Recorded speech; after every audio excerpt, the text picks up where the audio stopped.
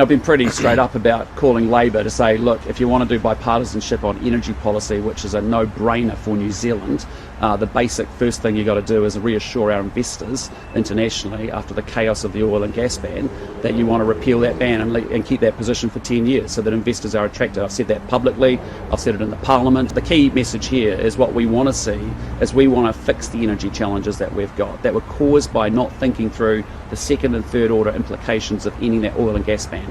And so we have repealed that now, and I'm just asking Hipkins and Labor to say, look, in the spirit of New Zealand, in the spirit of helping lower middle income working New Zealanders who get impacted by high electricity prices, that is something that you can do to reassure our international investors that actually their investment here in New Zealand is solid for 10 years so that we can get the gas supply back in place that we need to be able to get the downward pressure on electricity prices. I understand your message. Pretty basic request. Just how you delivered the message.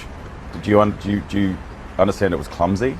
No, mate, I've been calling for this publicly in my public remarks. Go back and look at the Hansard and what I've said in Parliament. And I just would say to members in the Labor Party and the Green Party that if you actually, it's a bit ironic when you don't support oil and gas and fast track and construction and getting things done and built.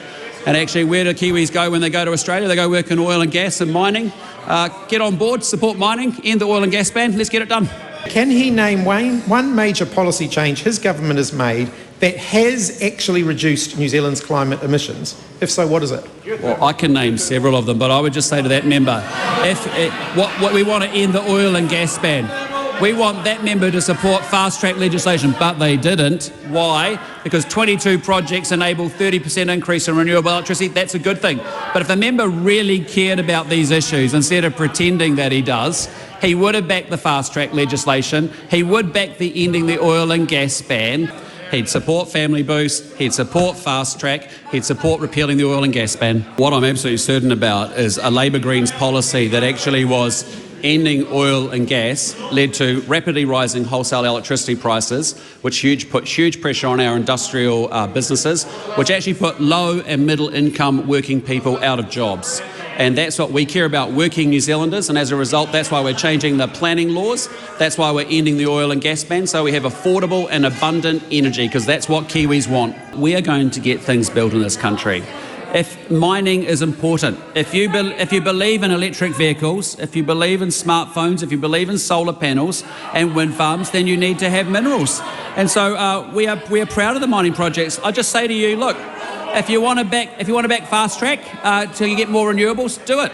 If you want to end the gas ban so we stop importing coal, support us. Having an oil and gas ban that member signed up for, which has led us to import in huge amounts of Indonesian coal to keep our lights on when we don't have rain and wind in this economy, isn't good.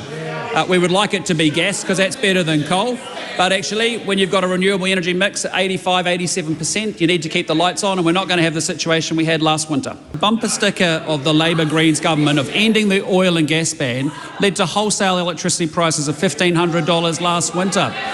That actually put huge pressure on businesses, and people lose their jobs on the back of that. So actually a consistent, good energy policy that actually helps grow our economy, doubles the amount of renewables we have in it, but keeps our lights on with affordable, abundant electricity is exactly what we're doing in this government. The problem that this country has in an energy security sense is that we don't have enough gas.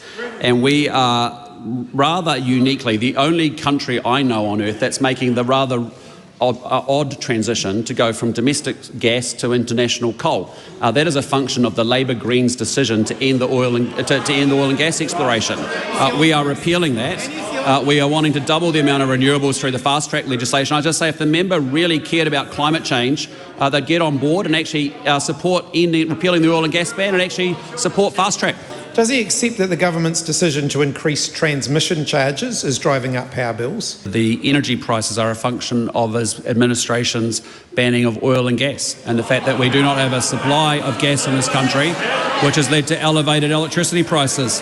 Again, I'd say to that member, think about the position and support reversing the oil and gas ban. Every time I've spoken to Hipkins, I've said, come on, you actually repeal the oil and gas ban with us and give investors certainty. And I put it in a letter. I expect it to go to media. It has.